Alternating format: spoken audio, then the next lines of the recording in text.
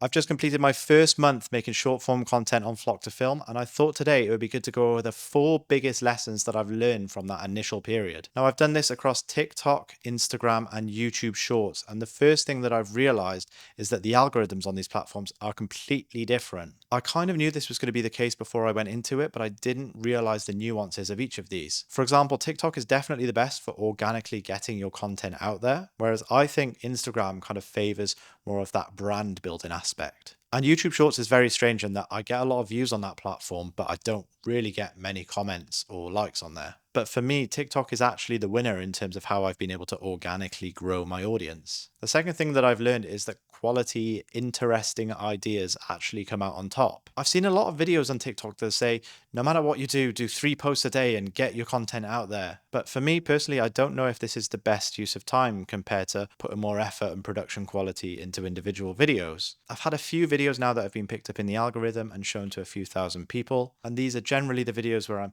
going out, doing something interesting, going to the cinema, the Twin Peaks sip and paint video. And these are all kind of videos where I've had to put in a bit more effort to get to the final product. And I kind of think that's what people want to see rather than content that's being churned out rapidly each day. Now, this ties in nicely to the third thing that I've learned, which is that sometimes it can just be a bit random. Now, for example, I mentioned that Twin Peaks sip and paint video, which has got about 15K on TikTok, but on Instagram, it's sitting around 100 views. But, people didn't really interact with it on Instagram, so it didn't get picked up in the algorithm there. And also, I have these videos where I think, oh, this one's going to be a bit naff. Oh, this one's going to be really good. And I've got the opposite response. It just goes to show that you've just got to come up with the best ideas possible, but also don't be naive and trick yourself into thinking they're going to go one way or the other. And the fourth thing that I've noticed is that consistency is key. The way that I think of this is it's kind of like compound interest. Now, this is a simple but true fact that if you have more videos on your page, there's more chance for these videos to appear in people's For You feeds. And I'm definitely seeing the benefits now of having posted every day. I've had those few videos that have done quite well and they're bringing in a steady stream of traffic and new profile views. But then also on the videos that haven't done quite as well, there are people seeing that and it's their specific niche. They're interacting with it, commenting. And I do think that for short form content, it has been much easier for me to maintain consistency. And that has also helped with the organic growth that I've seen in the first month.